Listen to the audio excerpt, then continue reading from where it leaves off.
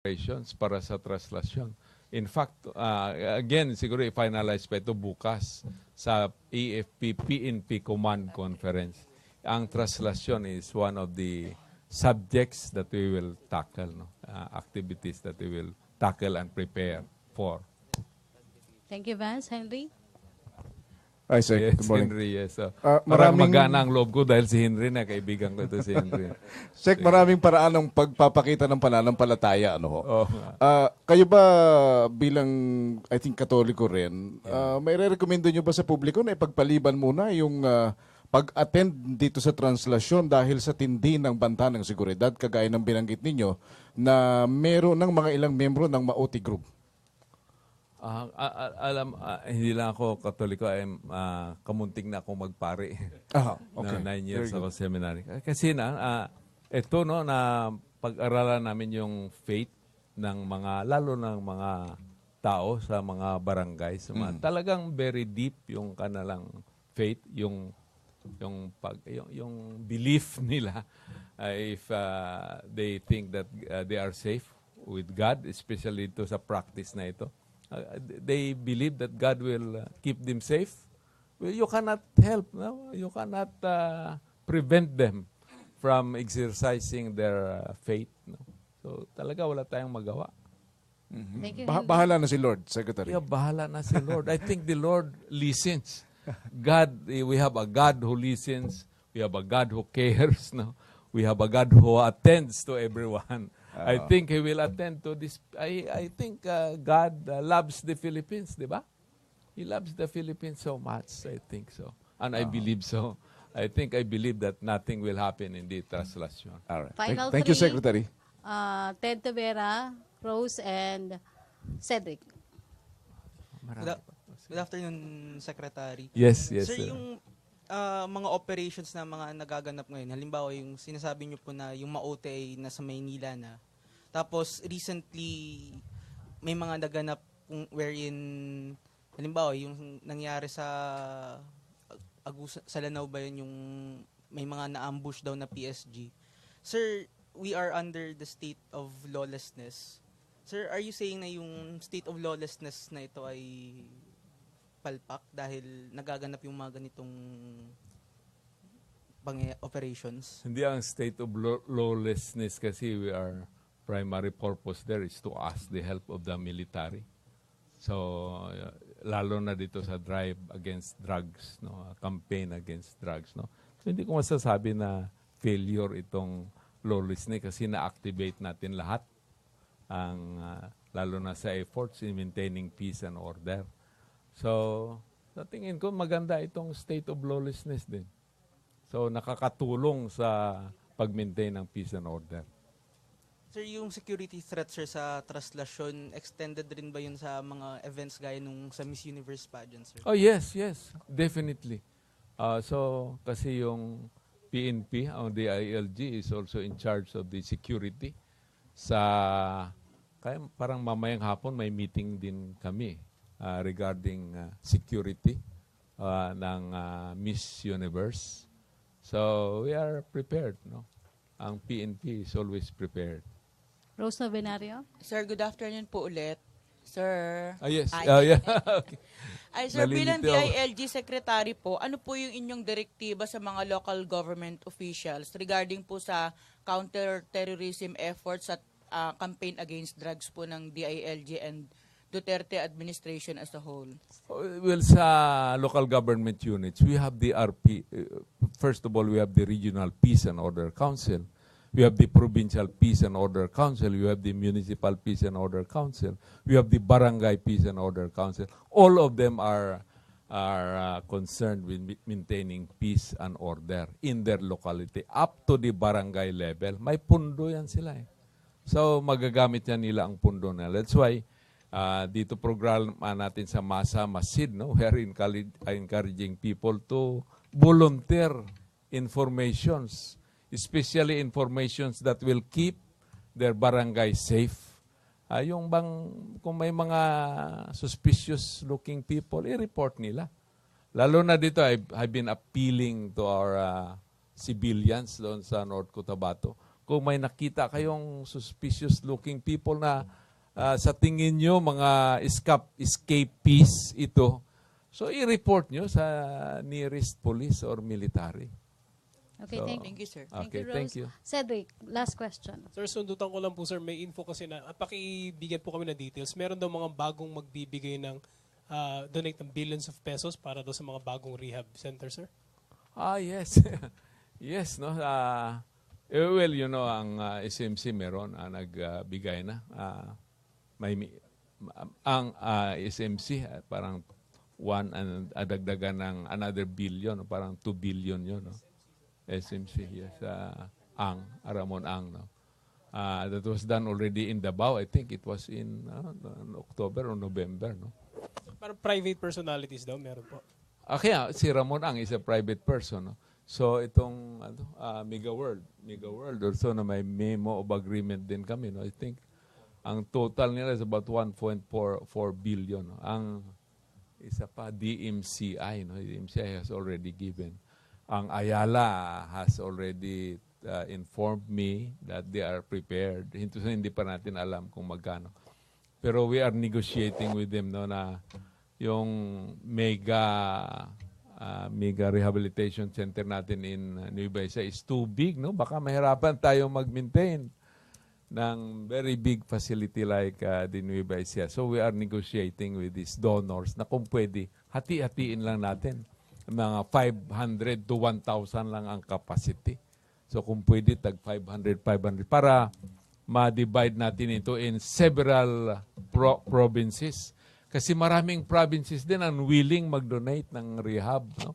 Maraming provinces, mga cities, marami rin, no? Saka we are very glad to inform you that many of our church people from Catholic Church, the Protestant Church, and the ulamas, they have volunteered. Actually, several of them have already initiated this move to rehabilitate our drug surrenderers. No?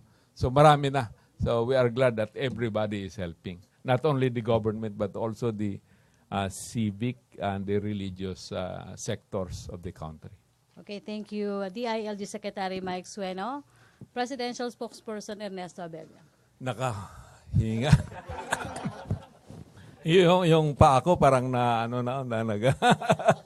So salamat din sa inyo. At least I survive all your questions. Okay, thank you.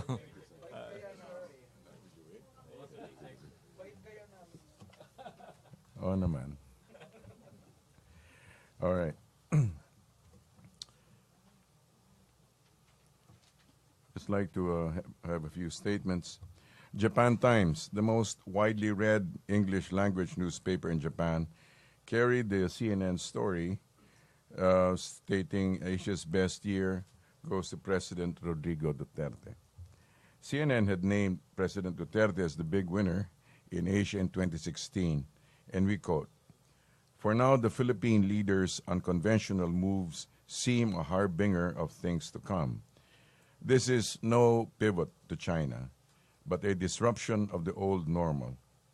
Rodrigo Duterte ended 2016 seeking to rebalance his nation's ties, improve the life of the average Filipino, and make the Philippines a one-time economic and trade powerhouse great again.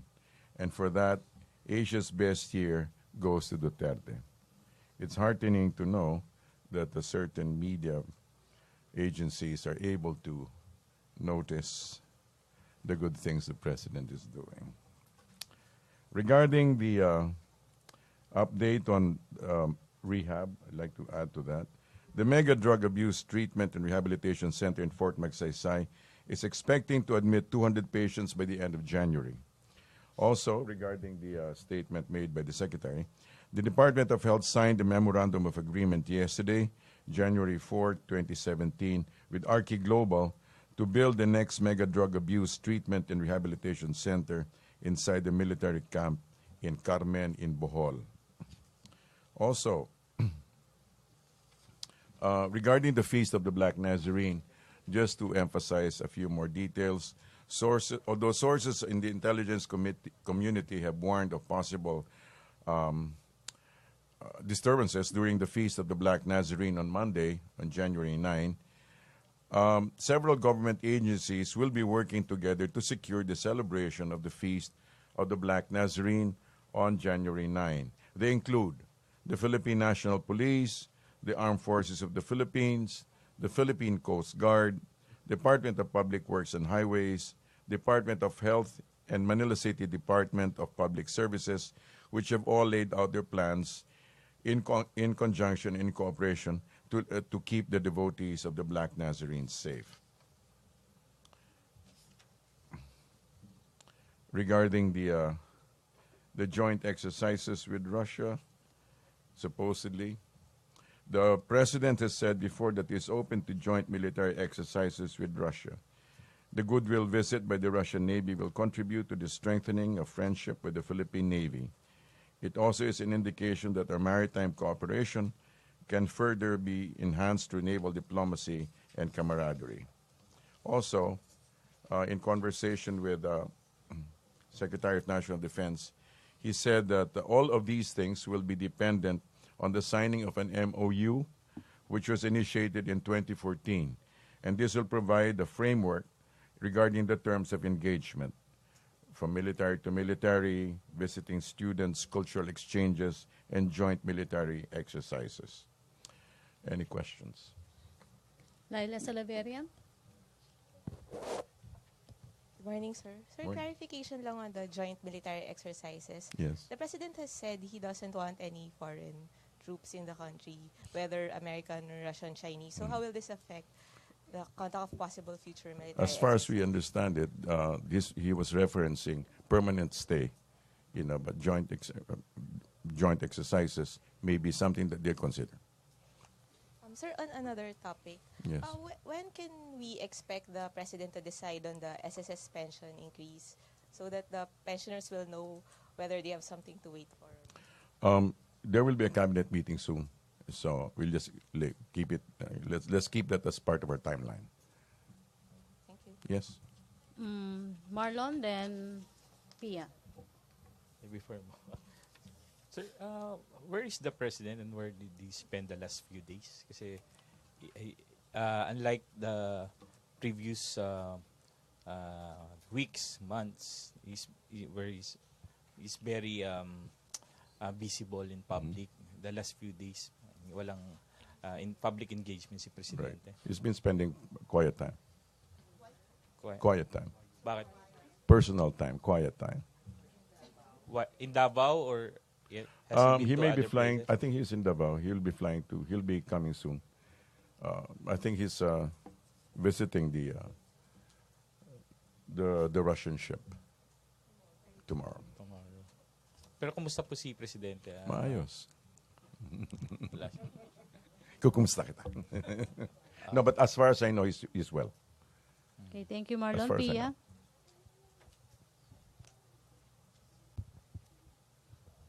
Good afternoon. Yes, ma'am. Yusek, yung the new drug rehab center you mentioned earlier, donated by Arki Global. Could we just get more details on Arki Global? Is this another Chinese businessman? And how was the deal brokered between the Philippine government and this?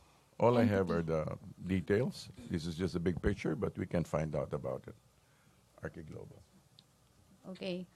Rose Novenario.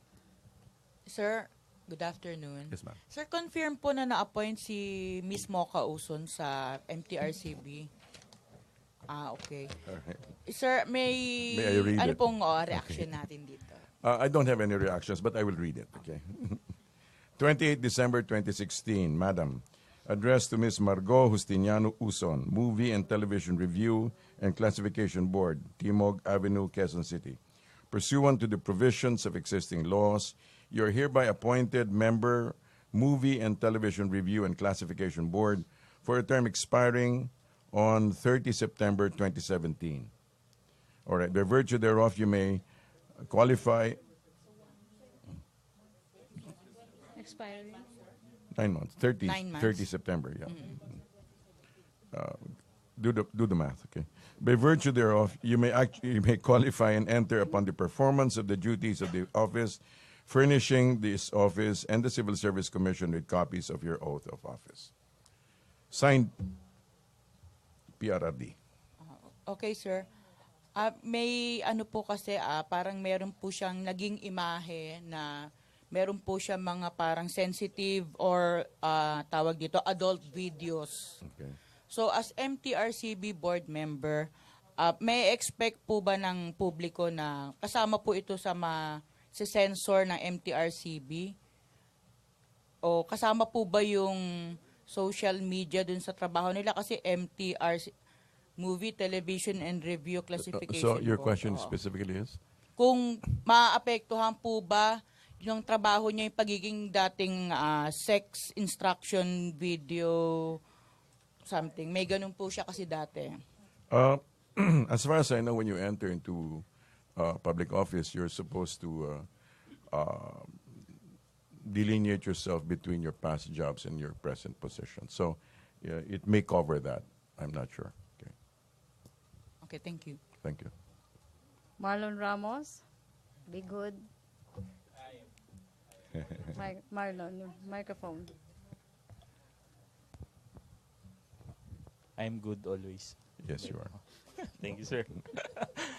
Sir, why will the president appoint a she previously described herself as a sex guru?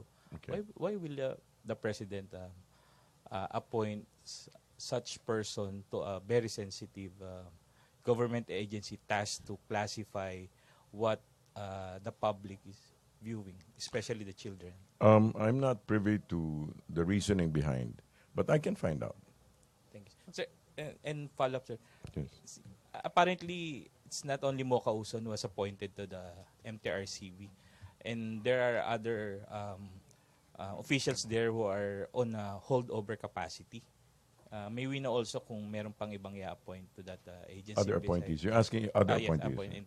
Kasi sir, yung iba doon were appointed by the previous administration. Okay. We can find out if there are other appointees. Thank you, sir. Okay, thank you. Thank you, Malacanang Press Corps. Okay na. That's Thank it. Thank you very much. And what, Marlon? Hanggang ngayon po, as we speak, the President has yet been briefed regarding the jailbreak in Kalapawan. Are you asking me? Apo. I'm sure he is, but I'm sure the fuller briefing, I'm assuming that the fuller briefing will happen during the command conference. Okay, thank you, Okay, Marlon. Thank you, Malacanang Press Corps. Thank you, Presidential Spokesperson Ernesto Abella. Back to our main studio sa Radyo ng Bayan at PTB4. Thank you, sir. Okay na.